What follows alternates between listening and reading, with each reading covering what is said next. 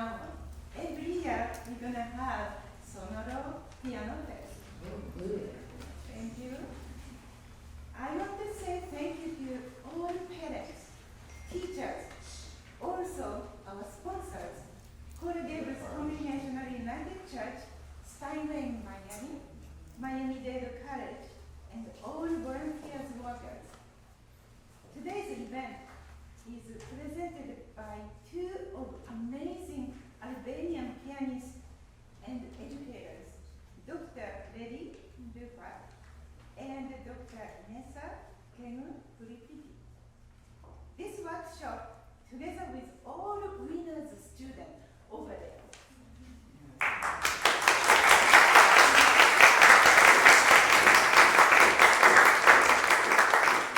So let's learn about the country of Albania and the music together. Now, I'd like to welcome Dr. Llupa and Dr. Gegprifti.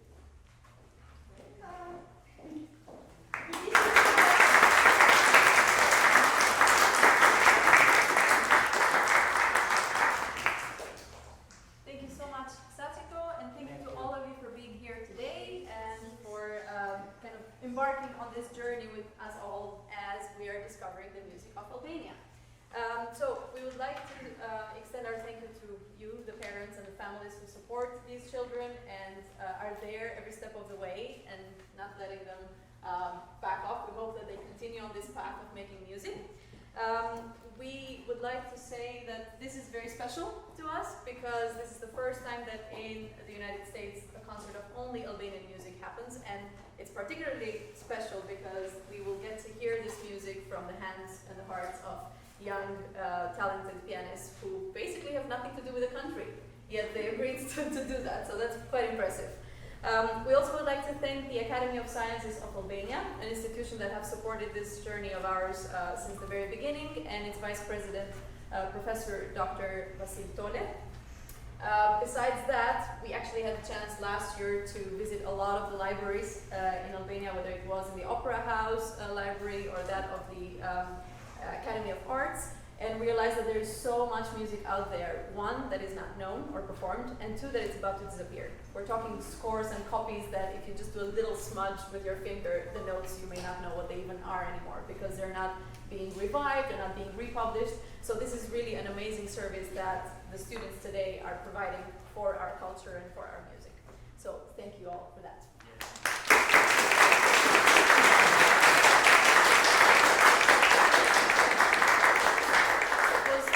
Impressive to us to find books and music anywhere. I mean, we're talking like by the street, people who are book lovers and they just rescued scores and manuscripts that would have otherwise been lost. So in a way, a lot of gratitude goes to them and to everybody else that keeps preserving this part of our culture. Curiosity to our performers. Did anybody know of Albania or where it even is before you embarked on this journey of learning music? Before. Okay, all right, a few hands, not too bad. That's pretty good. That's more than what we encounter on a daily basis because it's such a small country and very few people know about it. Should we ask the adults? What about the adults? No? I mean, for decades, I remember my teacher here at Cross School of Music, Santiago Rodriguez, a great Cuban pianist, was saying that at the time, like before 1992, when the communist regime actually fell, but before that, he said like, we actually knew about the country, but we just didn't know what was in there. It was that isolated. So, since 92, I think, if my math is correct, is it like 31 years that is open, meaning like as a country, now is a country that is moving more towards the European Union as we speak right now. But by then, you know, music was very powerful, and of course was one of those arts that was censored also. You know, so many composers at the time had difficulties to write music because they had to comply with the ideology, of course. And some composers that you have, for example, the composer, I mean, all of them in general, but Fahmy Ibrahimi, for example, if you see at your programs, I'm learning his second piano concerto, and I understood that at his time, you know, after the premiere of that concerto, it was strictly prohibited to perform that piano concerto at the time afterwards, because it was seen too mystical as a composition. So, anyways, music was also the art that composers could express a lot more. So, especially piano music was not the music that was as vivid, let's say, like the vocal music. You could trace the text, you know, the lyrics and stuff. So, piano music was a bit more abstract. So, composers were a bit, let's say, freer to explore, to express. And some of the pieces, they have more of an absolute title, like Piece for Four Hands, or Dance, Waltz, or as such. Yeah, so they, at times, they cancel titles, right? So I guess without further ado, because I'm not here to give a lecture. Yes, even though we would love to. Or maybe next, but I think Q&A we can. Right, yes. Yeah. Should we Yes, we can. just welcome the young pianists now? Yes. Yeah? I have the wrong batch of students. Yeah, now I have it. So we will start with the first 5 pianists. You will hear music by Tonina Rapi and Albert Paparisto. Tonina Rapi is also known as the Albanian Chopin. Like, he really helped the piano repertoire of Albanian classical music. Like, he composed a lot of music in different sorts of difficulties. And I need to add that, yes, it is the first concert in the USA like this, but also I think in the world, Possibly, yes. possibly a world premiere of Albanian piano pedagogical music that these young pianists are serving you guys. So thank you again. Yes, and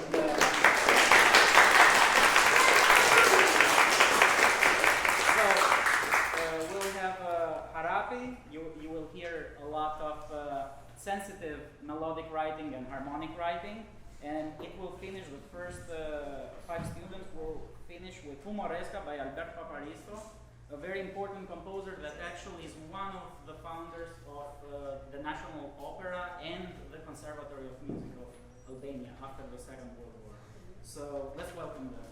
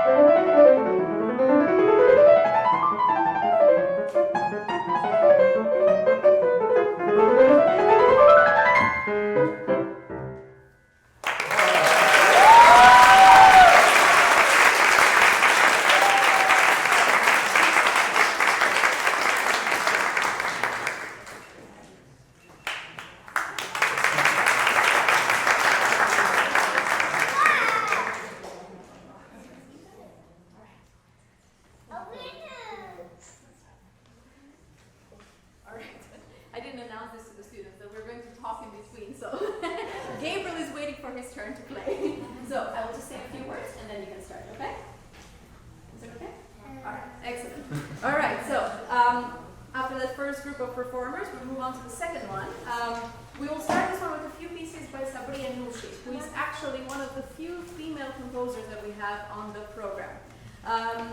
Interestingly enough, that was a typical aspect of life, I guess, in Albania and in perhaps many other countries, as we know a lot about like gender roles in society. But what we learned in our discovery and in reading about music by Albanian composers and the general cultural life in Albania is that most of the piano teachers were women, but most of the composers were men. So it was an interesting aspect to learn. That may mean whatever it means, but that's what we discovered. So her and somebody else later in the program being one of the few female composers on this program. She has a very imaginative approach towards piano music, and you will hear that the way that she writes about music is quite descriptive in terms of colors and what is being explored by the instrument, which is a great outlet for the young performers to explore through their compositions. You will also hear in this set a piece by one of the, I would say, one of the most important Albanian composers, Dade. He, together with Alberto Paristo, whose piece you just heard by Christopher, they both went to the Tchaikovsky Conservatory in Moscow, and they were two of the only composers who did manage to finish their education there before we broke relationships with Russia at the time. And they were both sort of classmates, if you will. So the piece that by Zadea is entitled The Bear, and actually like a funny story, I guess, that brought back memories whenever we hear this from young performers, because as walking through the hallways in the elementary school, we would hear that all the time. It was like the soundtrack. Everybody loved The Bear. So it's one of those very typical pieces that stays with you. Following that will be also two composers, Ramadan Sokoli and Vasil Tole. Both of them are deeply rooted in the folk music of our country. So Ramadan Sokoli was actually the first ethnomusicologist in Albania, and he has taught generations of composers about music of the folk. And his music really incorporates those elements, even if it's like a small, very sweet piece, like a little fairy tale that is in this part of the program. While Tole was also his student, actually, he takes two characteristic tunes from different areas. One is from Kosovo, and the other one is from Elbasan, which is a city in the center of Albania. And then he reimagines the harmonies, kind of like how Bela Bartok does with Hungarian music, those of you that are familiar with him. So it's pretty cool, very fresh way of taking folk music. And then wrapping up this group of performers will be, again, Paparisto, the first composer that you heard, with Chiftelia. So Chiftelia is a two-stringed instrument from northern Albania, and you will hear in the way that he writes the music that is very repetitive, almost toccata-like. You will definitely understand a little bit about the tone world that this instrument embodies when you hear that piece. So without further ado, Gabriel, thank you so much.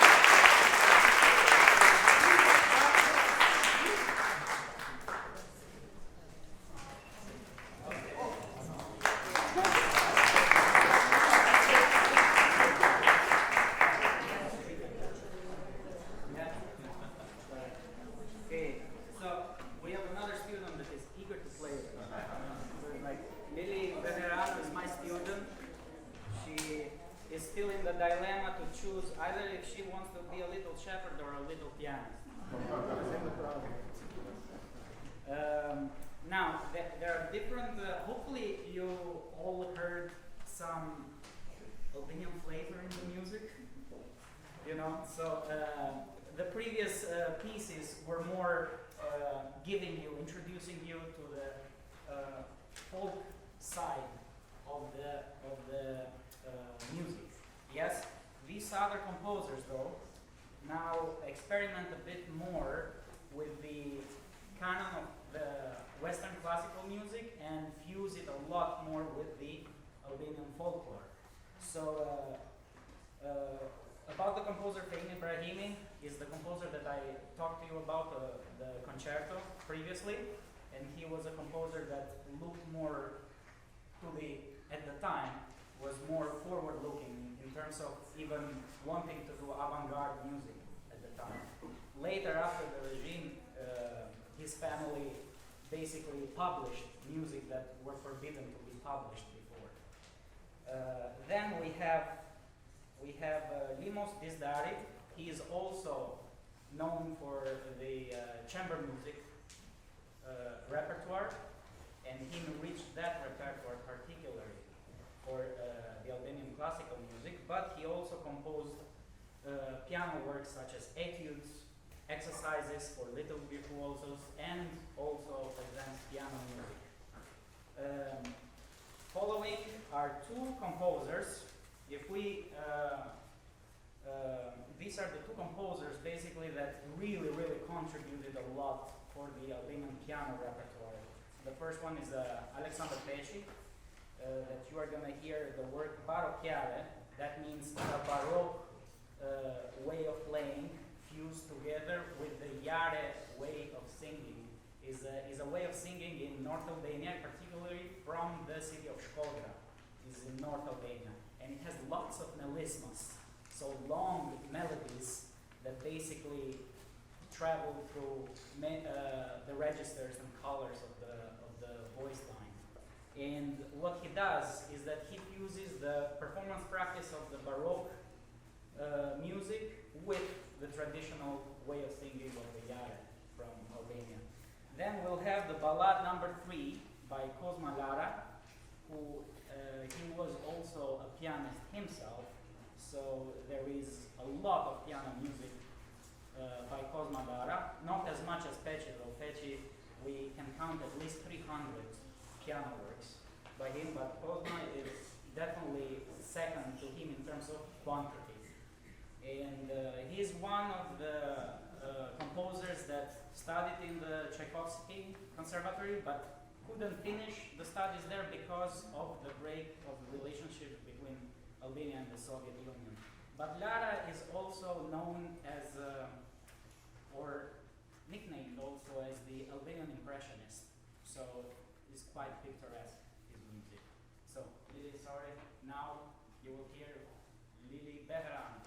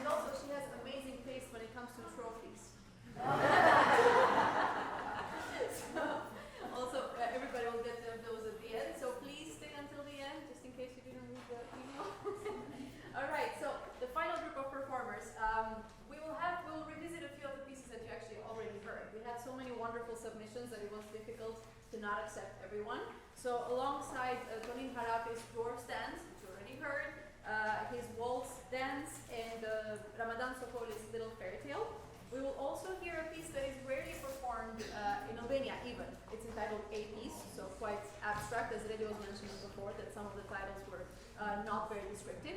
And that's actually written by the other woman composer in this program, by Ariana Stuni, who in turn is also a pianist. So she kind of follows along the lines of a tradition where teachers would write music for their students in their advancement as performers, and this is one of those examples.